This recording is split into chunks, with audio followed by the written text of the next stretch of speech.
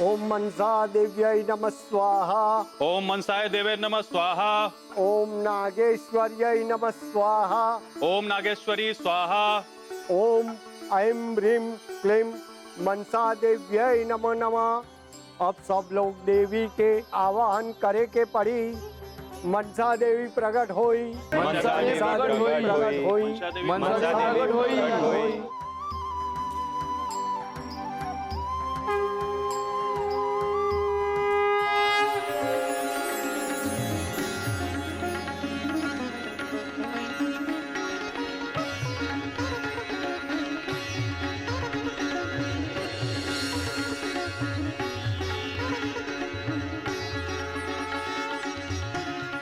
हम प्रसन्न भइनी, बताई का चाहिए? प्रतिशोध।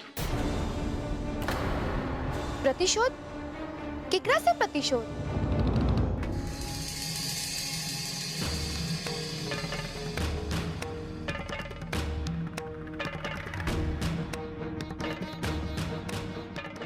असंभव, ऐसा नहीं के हो सकत।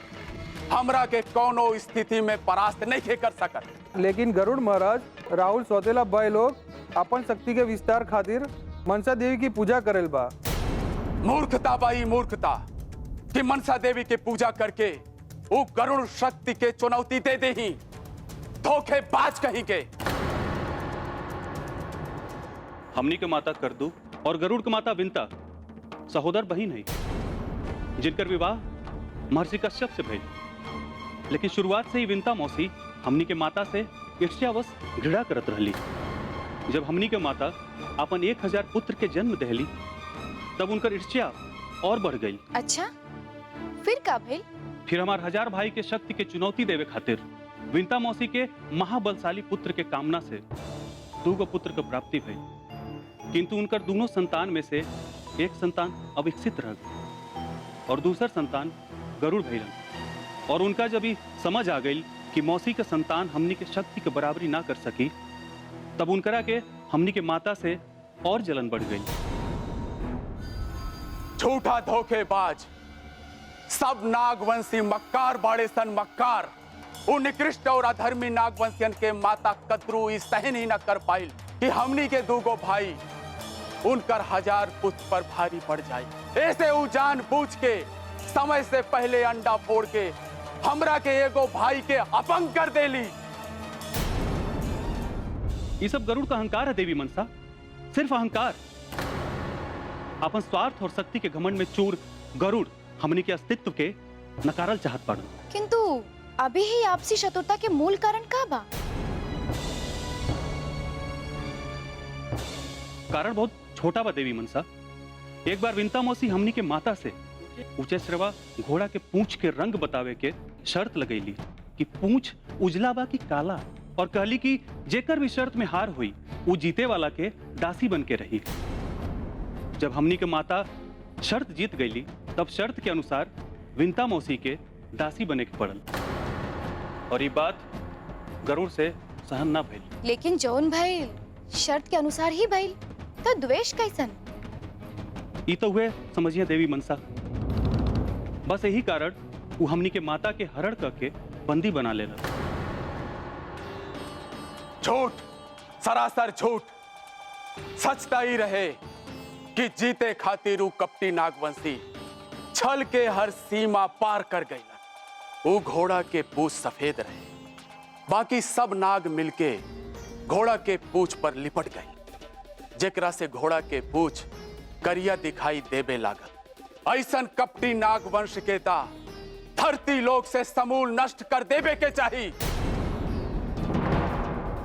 हम रउआ से प्रार्थना करता नहीं देवी मनसा, ऐसा नीच गरुड़ वंशी के धरती से समूल नाश करे में हमनी के सहायता करी देवी मनसा, ताकि हमनी के माता शांति से रह सके।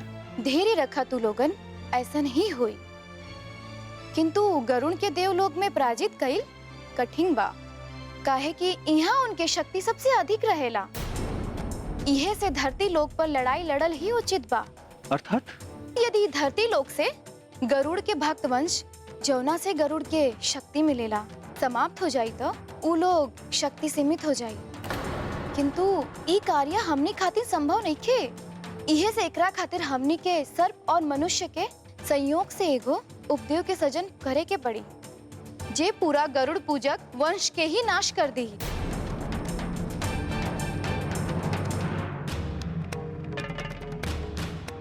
देवलोक में ता हमनी के नाग शक्ति के सामना कर सकत बानी, किंतु धरती पर हमनी के शक्ति क्षीण हो जाला। ऐसे नाग पूजक वंश के समूल नाश खातिर मनुष्य और गरुड़ के सहयोग से एगो उप देवता के सृजन करे के पड़ी, जौन धरती पर अत्यंत शक्तिशाली होके आपन विशिष्ट शक्ति से पूरा नाग वंश के समूल नाश कर दी। किंतु गरुड़ वंशी उपदेवता के उत्पन्न करे के सौभाग्य केकरा प्राप्त हुई?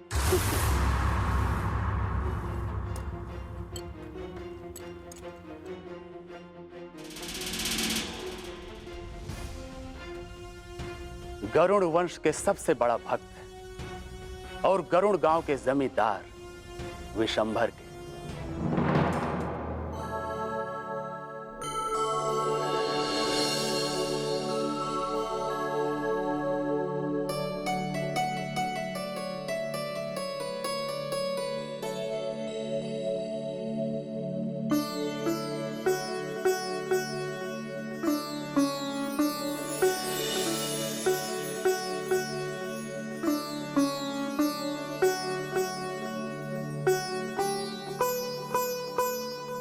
थोड़ा पानी लादा।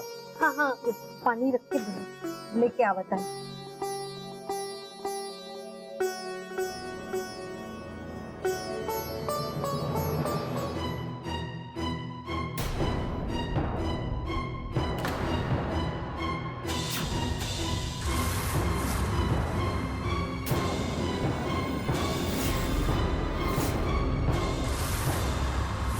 रुकना, ये तोर हाथ पर का बनल बा?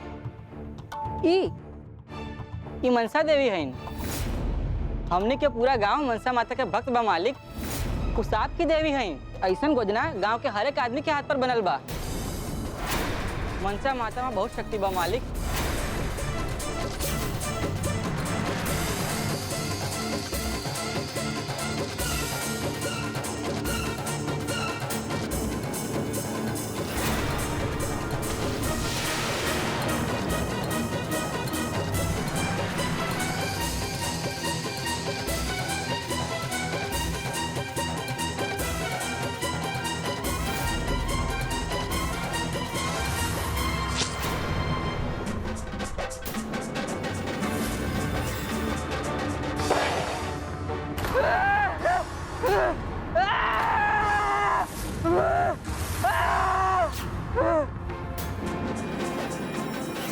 गांव में मनसा के प्रार्थना में जौन हाथ उठेला वो हाथ के हम काट दिएला और मनसा के भक्ति में उठल सर के धड़ से अलग कर दिएला।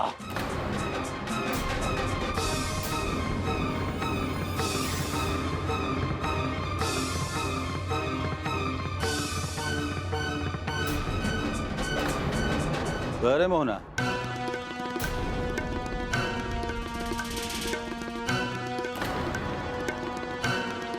इतना भकवात का है बड़े? साफ कर दिए, ठीक बा? अरे चला कुंडली दिखावे के बाना। आओ चला। परंतु माता ई सौभाग्य केकरा के प्राप्त हुई? ई सौभाग्य नागर गांव के हमार सबसे बड़ा भक्त के ही प्राप्त हुई।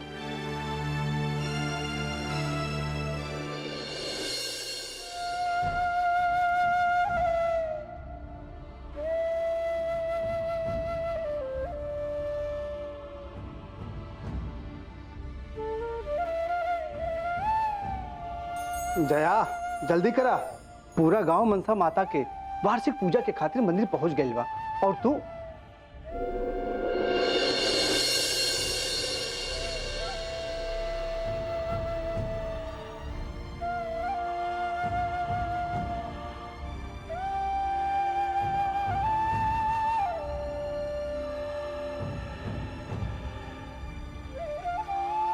जया, मनसा माता की कृपा से थोड़ा संतान अवश्य हुई। कि माँ उदास हो कि का बा? हाँ, बस माता पे पूरा भरोसा रखा। हम जानत बा मनसा माई हमारी मन्नत जरूर पूरी करेगी। अब चली मंदिर चली। हाँ चल।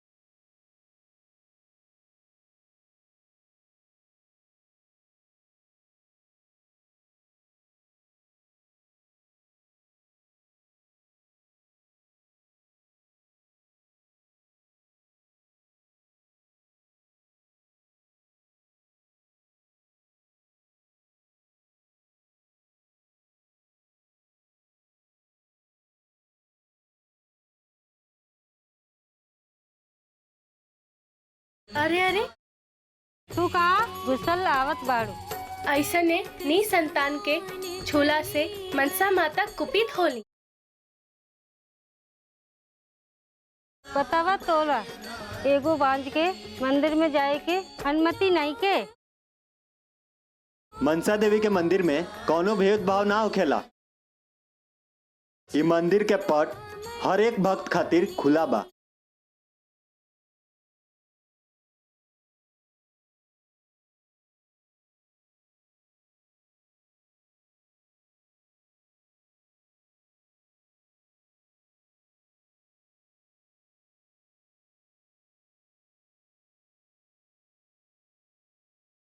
हमार गोद भर दे मनसा माता। हम जानत बानी तो भगवान से कोई खाली हाथ ना जानत बानी।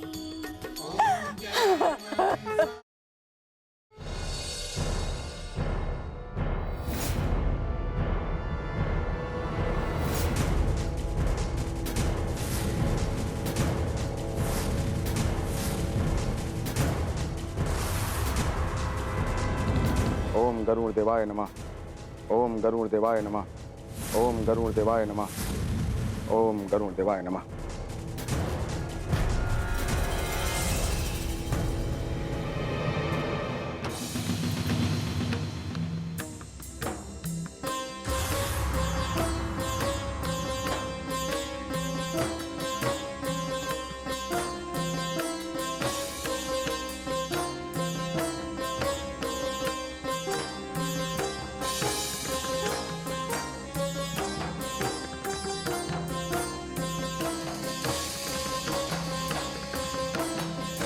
का बात बा बाबा, कुछ गड़बड़ तो नहीं के? ठाकुर, बहुत जल्दी तोहरा संतान प्राप्ति होके वाला बा। तोहरा पत्नी पर गरुड़ देव के साक्षात कृपा बा।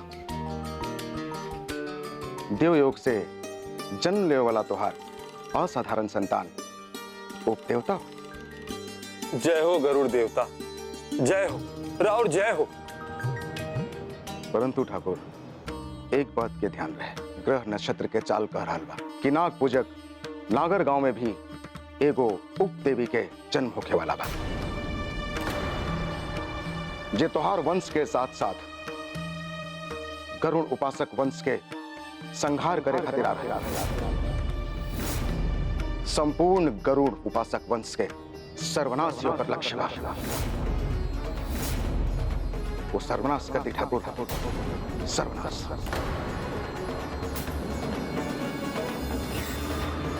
ना! असंभव, असंभव! अस्तित्व मिटा दे नागर गांव के, विध्वंस कर दे नागर गांव के। एक एक मनुष्य के जीवित ना छोड़ो, एक एक मनुष्य के।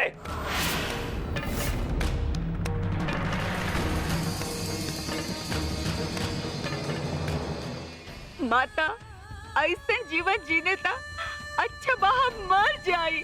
यदि रवा हमरा के ममता के सुख नहीं दे सकत तो हमरा के अपना पास बुलाए ली माता, अपने पास बुला ले। अब हम ऐसा तिरस्कृत जीवन लेके नहीं कि जीवन चाहत।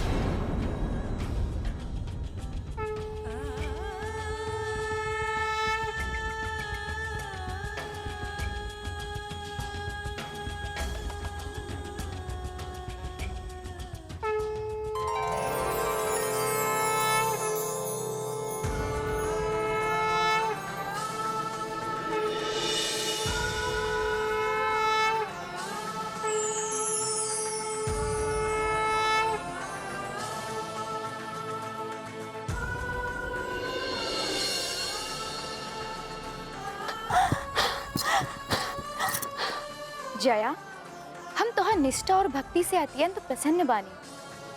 हम आशीर्वाद देतानी तोहर मनोकामना शीघ्र पूर्ण होई।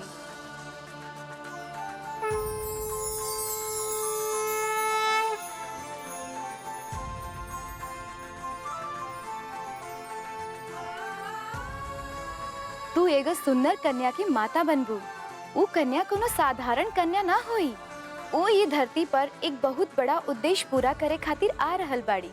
एहे से तोरा अपना साथे उनका सुरक्षा खातिर भी ध्यान रखे के होई।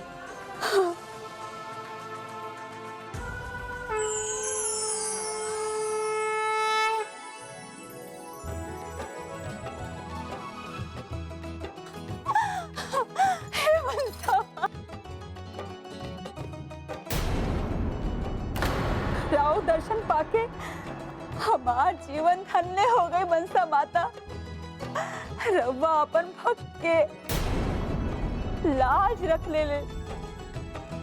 अब हमरा के कोई बात ना कही।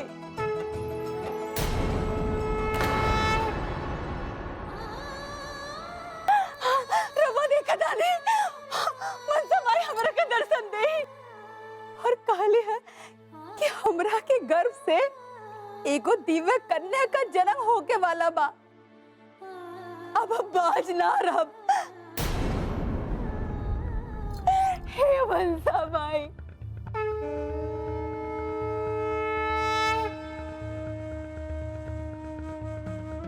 जया, चला घरे चला। रवा सुनने आना,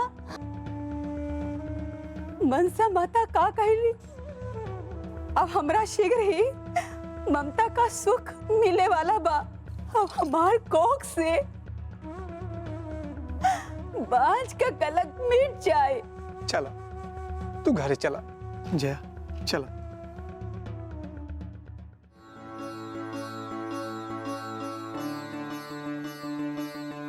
रुक जा जया।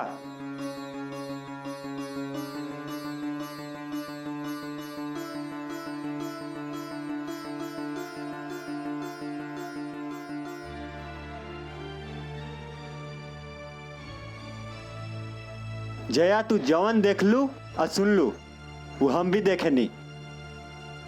पंडित जी, ये का कहत बानी? वो है जवन सत्य बा। जया जवन कहली वो सत्य कहली।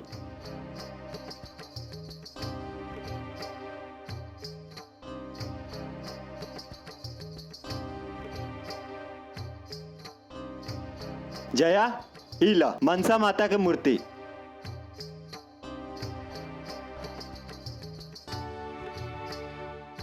एकरा के हमेशा अपना पास रखिया।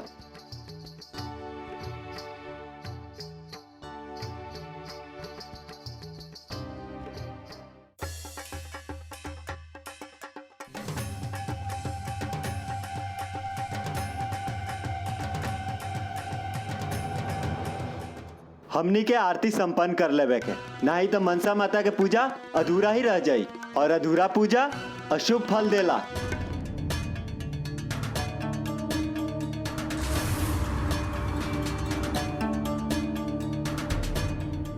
एक एक नागवंशी के चुन चुन के मारे के होई। याद रहे, एक भी बच्चा वो गांव में जीवित ना बचे के चाहिए। सबके मार दा। जा सब लोग। जय गरुड़ देव। जय गरुड़ देव। जा।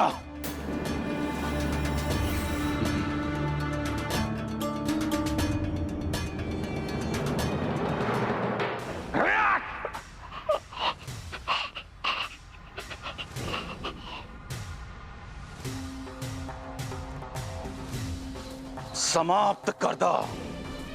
ये नागर गांव के एक एक नागवंशी के बच्चा, बूढ़ा, औरत, कोई भी जीवित ना बचे के चाहिए, नामो निशान मिट जाए के चाहिए। एक नाग पूजक वंश के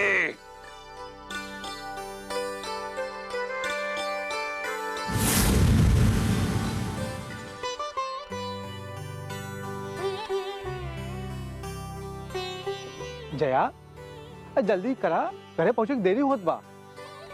सुनी ना, चली मंदिर वापस चली। कहा बात कर पारो, मंदिर से निकल आइला के बाद फिर मंदिर, और वैसे भी तुहार तबीयत ठीक नहीं खे बा, और फिर कभी मंदिर चल के मनसा माता के दर्शन कर लिया जाए। अब हमार तबीयत एकदम ठीक बा, आरती अधूरा छोड़ के ना जाए के चाहिए। चली ना, कम से कम आरती पूरा कर लेबे के। लेकिन कुछ नहीं, अब चली मंदिर चली। तुम्हारे हाथ के सामने तो मनसा माता भी नकार ना सकली, तो हम कैसे नकार सके। चलिए।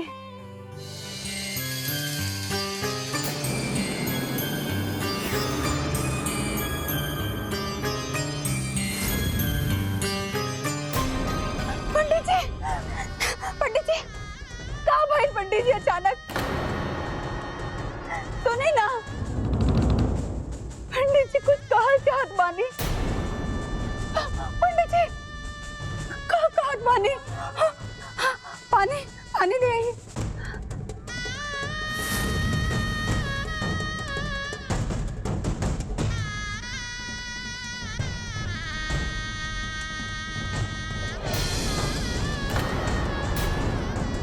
जितना जल्दी हो सके ये गांव से दूर निकल जा। ये गांव में तू सुरक्षित नहीं खू, वो लोग कभी भी आ सकत हरे। आ सकेला? ई बाप के कैले बा? समय नहीं खे, ध्यान से सुना। कोनो हाल में तू आपन और गर्भ में पल रहल अपन दिव्य संतान के रक्षा करे के पड़ी। अब जा जल्दी। मनसा माता के भविष्य के उद्देश्य सिद्ध करे के होई।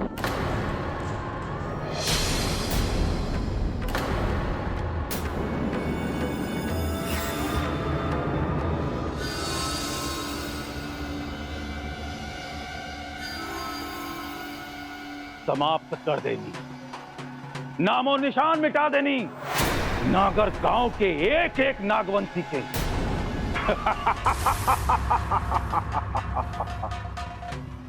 अब देखा था नहीं कहां पैदा लेत बा गरुड़ वंश के मिटावे वाला। हमरा होते हुए गरुड़ वंश के केहू पाल भी पाका नहीं के कर सकत। जय गरुड़ देव।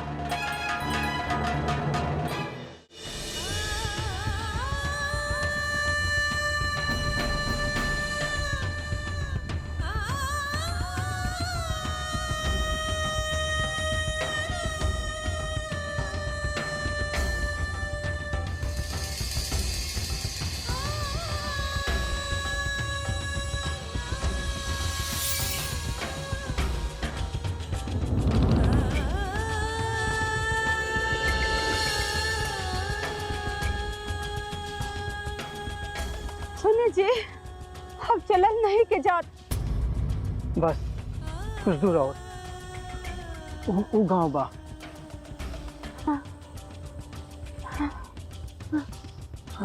चल।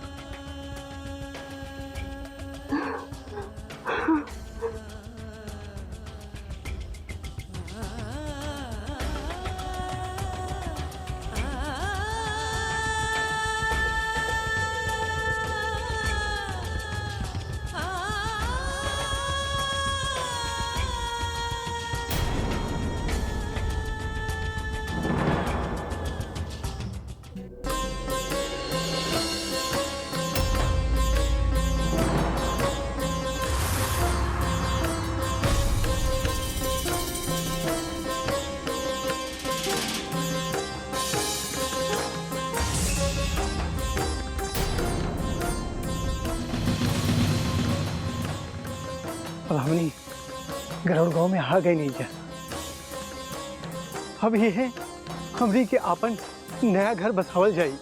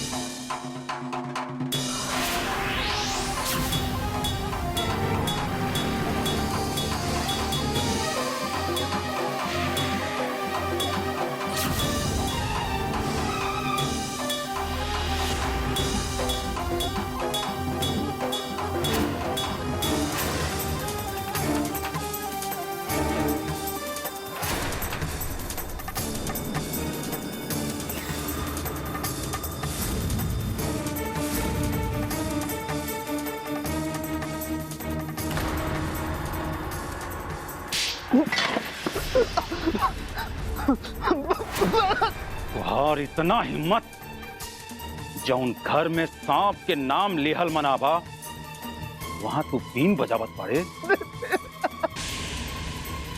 सांप के खुशी बाटल बड़े और बुद्धि भ्रष्ट हो गई बा। तोहरा के जिंदा रहे के अधिकार नहीं थे, हम तुहार प्राण ले ले।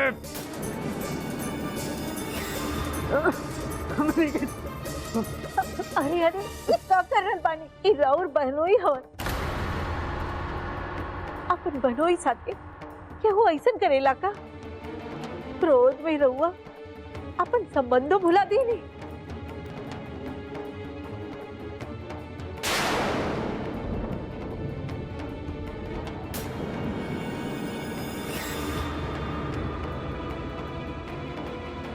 भैया ठीक कहा तने भाभी, इनका ऐसा आदमी को तो अभी यही समय मौत दे देवे के चाहिए।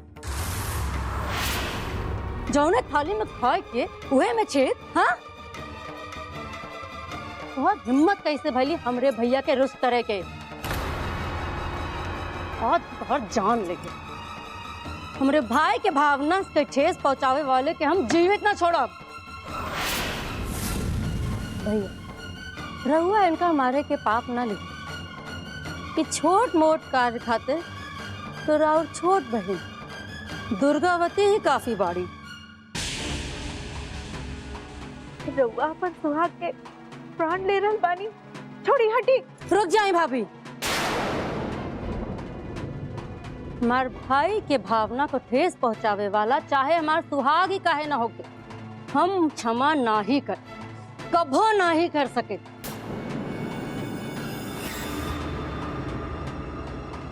शांत हो जा दुर्गा, शांत हो जा। हमरा खातिर तोहरा मन में जो मान सम्मान बा वो बहुत अनमोल बा, लेकिन तोहरा हमरा खातिर चिंता करे के जरूरत नहीं। ना भैया की चिंता ना है, एगो बहन का प्रेम है भाई खातिर। छोड़ दा दुर्गा, छोड़ दा। आज इनकरा खातिर इतना सजा काफी बा। अगर दोबारा गलती ऐसा करिए ना तो हम दोनों मिलकर इनका के मार देंगे। छोड़ दा इनका। यदि रहुआ कहत बानी छोड़ दे बानी।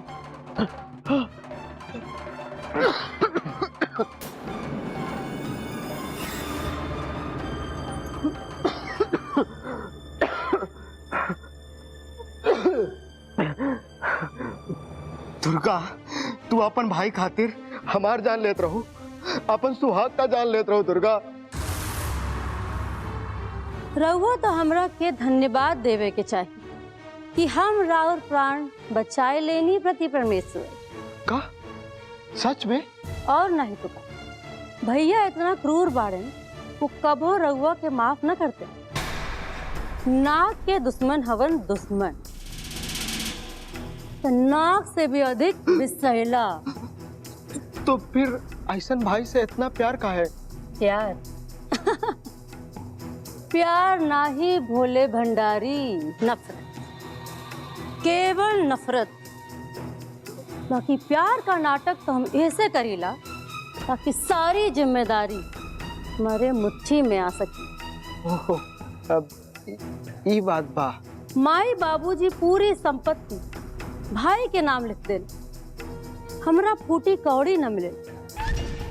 हम ठान लेन बानी जब तक पूरी संपत्ति पर अधिकार नईखे कर ले तब तक यहीं रहा और इनके जड़ में तेजाब डालत रहा। रे बाप रे बाप, इतना बड़ा योजना बा तोहार। अब फिर अब हुई कैसे ये सब? रहुआ बस देखत रही। हमार नाम दुर्गावती है। का? दुर्गावती?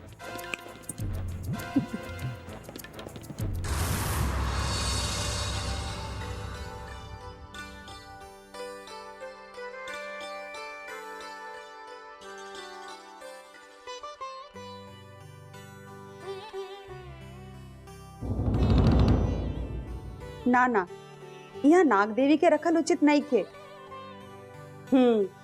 ईशान कोण में रखे के चाहिए। जया, ही देखा कि आइल बा। ई सुखना हवे, सबके सुख देवे वाला, और ये हमनी के पड़ोसी हवन। रउआ से मिलके बहुत अच्छा लागल। आई बैठी ना।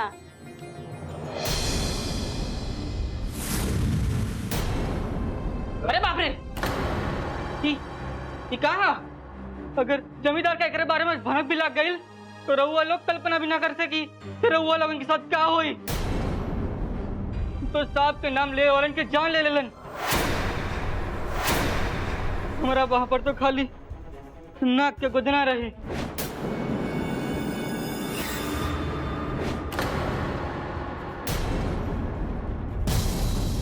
हमारे तो जवन भइल तवन भइल, लेकिन नागर गांव के तो नागवंशी होके के कारण ओकर तो नामो निशान मिटा देलना। अब तो गांव में एक बच्चा तक नहीं खे बचल। नागर गांव? लेकिन हमने क्या तो वहीं से ही गलती से भी नाम ना नहीं। रउआ लोग यही गांव में आके बहुत बड़का भूल कैले बानी। अगर रउआ लोग के गांव में रहे के बा, सबसे पहले नाग देवी की मूर्ति के यहाँ से दूर हटाइल। गलती से भी किसी को मत बताइए कि रउआ लोग कहाँ से आइल बानी। ए जी, सच में यहाँ रहना ठीक नहीं थे। चले यहाँ से कहीं और चले के। जया, ये का कहल बाड़ू? खेती खातिर खेत खरीदे में हम अपन सब जमा पूंजी लगा चुकल बानी। अब हमनी के पास कुछ नहीं के बचल। कहाँ जाए, का करी? संकट का कराड़ी नाग देवी की मूर्ति बा, एकरा के नदी में प्रवाहित कर दिया जाए। ई का कह रहल बानी? सब वो नाग देवी के मूर्ति के प्रवाहित करे के बारे में सोच कैसे ले ली? हमें पाप नहीं की कर सकत। ई मनसा देवी के आशीर्वाद बा हमरा खातिर। जया, समझे की कोशिश करा। मनसा माता तबे बारिन जब हमनी के जीवित रहा। जब जीवित ही ना रही तो नाग देवी की मूर्ति रखे के का मतलब बा? तोरा के पंडित जी के बात याद नहीं खे? ध्यान से सुनो, कौनो हाल में तोहरा अपन और गर्भ में पड़ रहल अपन दिव्य संतान के रक्षा करे के पड़ी।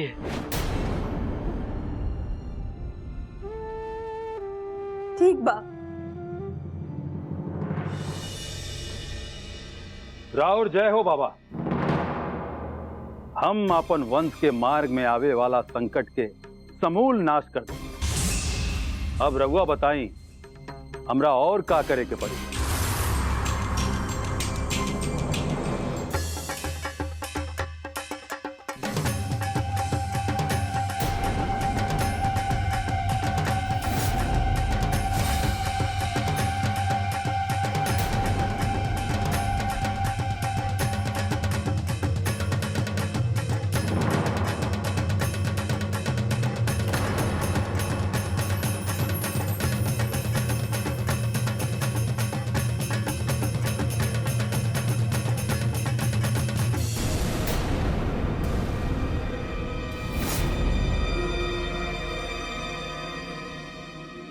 सूर्य के उत्तरायण होके के साथ समस्त ग्रह गोचर और नक्षत्र जागृत बा। हम देख रहल बानी ठाकुर कि नागमणि खोजे के ये सर्वोत्तम समय बा। अगर अभी कोशिश कल जाई तो सफलता अवश्य मिले। परंतु ध्यान रहे ठाकुर, ये कार्य बहुत ही कठिन और खतरनाक बा। जान ही जा सकता। मणि के पावे खातिर पहले ही तोहार पूर्वज लोग अपन जान गंवा चुकल बा। बाबा, रउआ हमरा के भ्रमित करे के कोशिश ना करी। यदि ये कार्य इतना कठिन बा तो हमनी के नागमणि ढूंढने से पहले अपन शक्ति के बढ़ावे के कोशिश करे के चाहिए। यदि शक्ति बढ़ गई तो लक्ष्य पावल बहुत आसान हो जाएगी।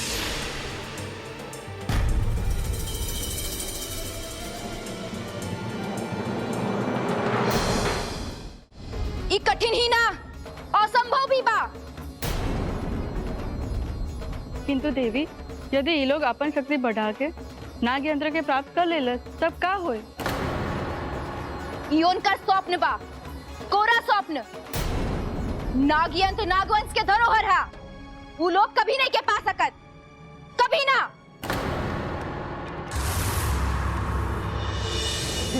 जल्दी कर।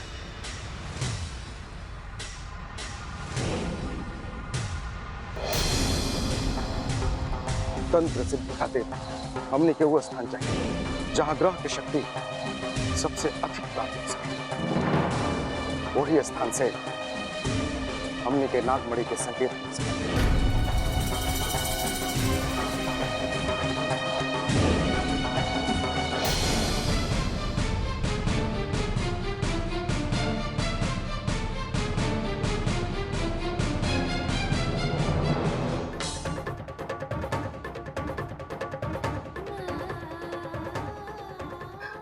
सुनी ना, अभी और कितना दूर नदी बा? बस थोड़ी दूर और। हाँ चल जल्दी चला चला।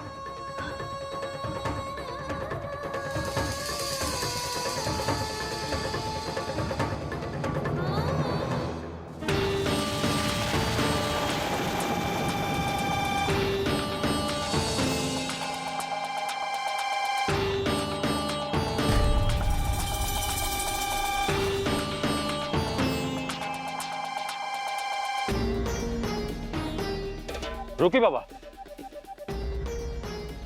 आसपास कहीं सर्प बा, हमरा के ओकर गंध मिल रहा बा।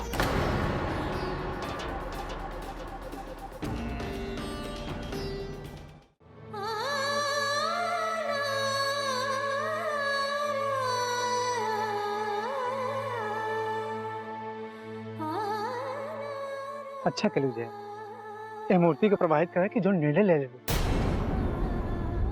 क्षमा करे मनसा माता, रवा सामने हमार प्राण के कौनो मोल नहीं खे, किंतु आ दिव्य संतान खातिर हमरा राउर त्याग करके पड़ा था। हम विवश बानी माता, हम विवश बानी। जया चला।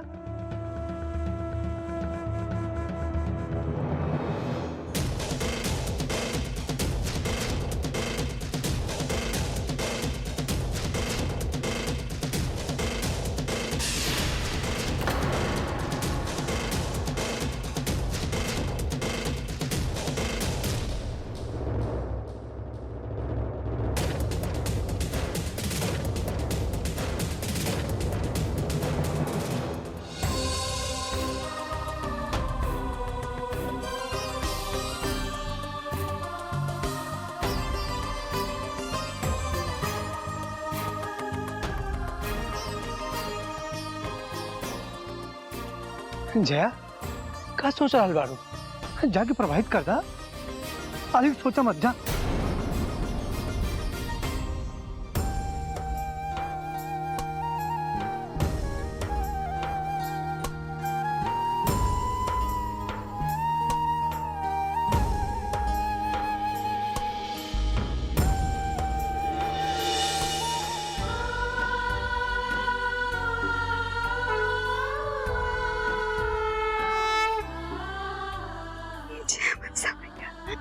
भयभीत होकर अपन दुर्बलता के परिचय मत द जया।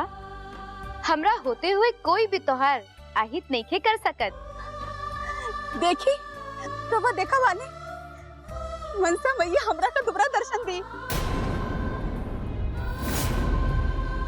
रवा भी इनका के प्रणाम करी, इनका आशीर्वाद नहीं।